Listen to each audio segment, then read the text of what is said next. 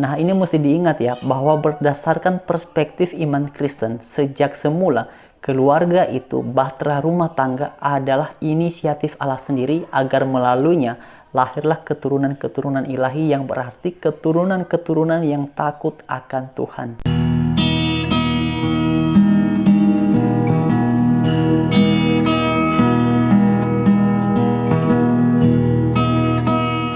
Shalom teman-teman, selamat siang dan Tuhan Yesus memberkati kita semua. 2 hari yang lalu kita sudah membahas satu berita yang lagi viral di media sosial tentang seorang public figure yang dikabarkan menjalin hubungan asmara dengan seorang pria yang sudah beristri. Nah, kemudian hal ini kan sudah ditanggapi, direspon oleh banyak pihak, dan salah satu yang komentarnya cukup menarik perhatian itu adalah komentar dari Aldi Taher. Seperti yang kalian semua bisa perhatikan di screen, beliau ini menuliskan agar netizen tidak mencari-cari kesalahan dari Nisa Sabian, dan juga di bagian akhir dia mengutarakan kesiapannya untuk menikahi Nisa Sabian. Nah, tadi saya coba mengecek mengenai kelanjutan dari hal ini. Seperti yang kalian semua bisa perhatikan di screen, kemudian dikabarkan istri dari Ayus yang dikabarkan menjalin hubungan asmara dengan Nisa Sabian ini menggugat cerai suaminya. 2 hari yang lalu kan kita membahas terkait dengan topik poligami ya, karena ada satu komentar netizen yang mengatakan bahwa oh itu nggak salah, yang penting perempuannya siap poligami ya sudah. Kemudian kita sudah mengkajinya berdasarkan perspektif iman Kristen, dan dalam bagian ini mari sama-sama kita belajar dari perspektif iman Kristen tentang topik perceraian ini. Bukan berarti dalam bagian ini kita ikut campur tentang urusan mereka dalam hal beragama ya, tetapi karena ini sudah menjadi konsumsi publik, saya pikir mari kita belajar sama-sama, tetapi dengan melihatnya dari sudut pandang iman Kristen.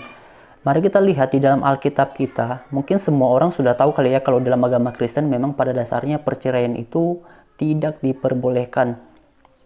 Mari kita lihat teman-teman di dalam kitab Maleakhi, pasalnya yang kedua, ayatnya yang ke-13 sampai ke-16. Seperti yang kalian semua bisa perhatikan di screen. Di sini dituliskan, begini firman Tuhan, "Dan inilah yang kedua yang kamu lakukan. Kamu menutupi mezbah Tuhan dengan air mata, dengan tangisan dan rintihan, oleh karena ia tidak lagi berpaling kepada persembahan dan tidak berkenan menerimanya dari tanganmu." Kemudian ayatnya yang ke-14, "Dan kamu bertanya, oleh karena apa? Oleh sebab Tuhan telah menjadi saksi antara engkau dan istri masa mudamu, yang kepadanya engkau telah tidak setia, padahal dialah teman sekutumu dan istri seperjanjianmu." Jadi di sini sudah sangat jelas ya, istri itu disebut sebagai yang pertama teman sekutu dan juga teman seperjanjian. Di dalam ayat yang ke-15, "Bukankah Allah yang Esa menjadikan mereka daging dan roh, dan apakah yang dikehendaki kesatuan itu? Keturunan ilahi." Jadi di sini di dalam ayat yang ke-15 sangat jelas bahwa tujuan awal atau sejak semula Allah mempersatukan laki-laki dan perempuan ini, tujuannya adalah agar melaluinya ada keturunan-keturunan ilahi, yang artinya keturunan-keturunan yang takut akan Tuhan. Kemudian dikatakan di selanjutnya, "Jadi jagalah dirimu dan janganlah orang tidak setia terhadap istri dari masa mudanya. Sebab aku membenci perceraian, firman Tuhan Allah Israel, juga orang yang menutupi pakaiannya dengan kerasan, firman Tuhan semesta alam. Maka jagalah dirimu dan janganlah berkhianat." Nah, itulah sebabnya di dalam keyakinan kami orang Kristen, ini bisa juga didengar ya oleh teman-teman kita yang non-Kristen, alasannya tidak diperbolehkan mengenai adanya perceraian. Nah, hal ini sebenarnya juga ditekankan dalam Perjanjian Baru dalam Matius pasal 19. Teman-teman bisa membacanya, tapi mari kita fokus dalam kitab Maleakhi ini. Bahkan di sini dikatakan kalau misalnya ada seorang pria atau ada pasangan yang melakukan perceraian, itu dipandang sebagai bentuk dari ketidaksetiaan. Jadi orang yang kemudian justru mempertahankan bahtera rumah tangga, artinya itu dinilai sebagai orang yang setia.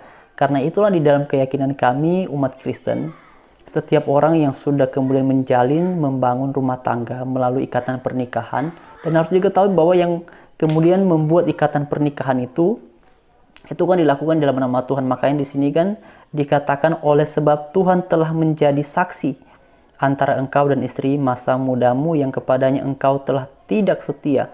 Jadi Tuhan sendirilah yang mempersatukan, dan dia juga yang menjadi saksi tentang insan laki-laki, insan perempuan dipersatukan. Pada kesempatan ini saya hanya mau mengingatkan kepada kita semua bahwa oleh sebab di dalam keyakinan kita hal perceraian itu tidak pernah dibenarkan, maka yang diharapkan di dalamnya adalah masing-masing pasangan diwajibkan, ini diwajibkan ya, diwajibkan untuk setia, diwajibkan untuk bersikap terbuka, diwajibkan untuk punya komitmen terhadap pasangannya. Nah, saya memang belum menikah sih, jadi belum tahu ya seperti apa gambaran hubungan suami istri di dalam rumah tangga. Tapi ya banyak teman-teman yang kemudian juga sudah menikah, teman-teman saya sudah menikah, dan sedikit-sedikit saya mendengar cerita dari mereka. Tapi beda lah ya kalau misalnya kita mendengar cerita dengan mengalami secara langsung, yaitu jauh beda sekali. Tetapi pada kesempatan ini pun juga sekaligus menjadi pembelajaran bagi saya secara pribadi, ya, agar juga punya komitmen bila kelak nantinya saya menikah, ya harus punya komitmen, harus setia, tidak boleh kesana kemari. Oke teman-teman, istilahnya jangan menoleh ke kanan dan ke kiri, ya lurus saja. Lurusnya kemana? Ya fokus pada pasangan masing-masing. Jadi kepada teman-teman saya yang Kristen, khususnya yang masih jomblo, belum punya pasangan atau belum punya pacar, ya berarti ini menjadi kesempatan bagi kita semua untuk dari sekarang mengecek nih, kira-kira dia ini cocok nggak ya sama saya, karakternya sama nggak ya dengan saya. Kan di dalam Alkitab juga dikatakan bahwa sejak semula Allah menciptakan Adam dan Hawa itu kan sebagai pasangan yang sepadan ya, pasangan yang seimbang. Artinya dalam hal kita memilih pasangan pun ya berarti kita mesti bisa selektif dalam artian kira-kira dia cocok nggak dengan saya dalam berbagai aspek. Pertama misalnya, bukan misalnya, tapi yang terutama adalah dia kira-kira kalau bersama dengan saya apakah akan membuat saya semakin dekat dengan Tuhan ataukah akan menjauh. Itu pertimbangan yang pertama. Kemudian yang keduanya adalah tentu saja berkaitan dengan visi misi. Kira-kira ke depan dia ini, perempuan ini mau kemana, si laki-laki ini mau kemana. Oleh karena itu teman-teman sekalian, jadi pada kesempatan ini saya hanya mau mengingatkan kepada kita semua sih ya. Karena sangat disayangkan memang ya, saya juga belum terlalu dapat informasi ya. Ada juga sih memang sebenarnya di kalangan Kristen yang pada akhirnya juga bercerai.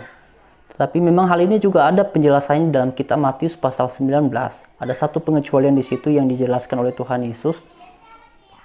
Tetapi sebenarnya penjelasan itu makna utamanya bukan berarti semata-mata perceraian itu dibolehkan.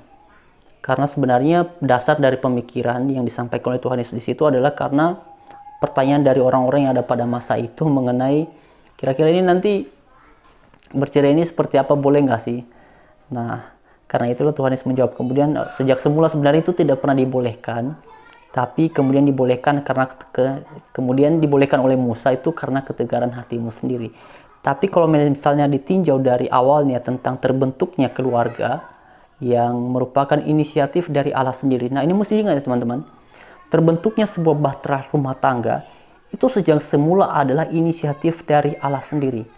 Bukan inisiatif dari manusia. Bukan inisiatif dari manusia. Karena kemudian itulah sebabnya Allah sendirilah yang kemudian mempersatukan Adam dan Hawa menjadi pasangan suami istri.